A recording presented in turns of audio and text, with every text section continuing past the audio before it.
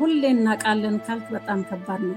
አቅም አለን፣ እናቃለን፣ የትም አይደርሱም፣ አይደፍሩንም የሚሉ ፍከራዎች በጣም ከባድ ኪሳራ አስከፍለውናል። አሁን ነው የምለው እንጂ ያኔ ያው እንደማንኛውም እኔም ተጠያቂ ነኝ። ትግራይ ህዝብ ከ1 ሚሊዮን በላይ ጨርሰህ ይቅርና እንኳን መሪ ለመሆን ዘወር ብለህ ተመልሰህ ለማየትም አያስመኝህም። እኔ እንደሚመስለኝ እኛንን ያልገባን እንጂ ከመጀመሪያው ስልጣን ነው ዋናው ፍላጎቱ። በዛ ያጣሁትን ስልጣን እንደገና በዛ መትቼ ወደ ስልጣን ወጣለሁ የሚል አስተሳሰብ ነው አሁን እየገደለን ያለው። ማለት ከሻዕቢያ ጋር ግንኙነት መፍጠር ለምንድን ነው?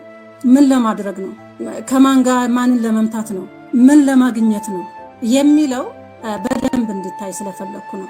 ስለዚህ ሁሉም በላይ ግን ይህንንም ከሻዕቢያ ጋር ግንኙነትም ዙሮ ዙሮ የትግራይ ህዝብ ነው ዋጋ የሚከፍለው። ከዛም ይሁን ካሁን በኋላ ግንኙነት ፈጥረን ጦርነት ፈጥረን የምናገኘው ወይም የምናስቀጥለው ስልጣን መቅረት ነው ያለበት።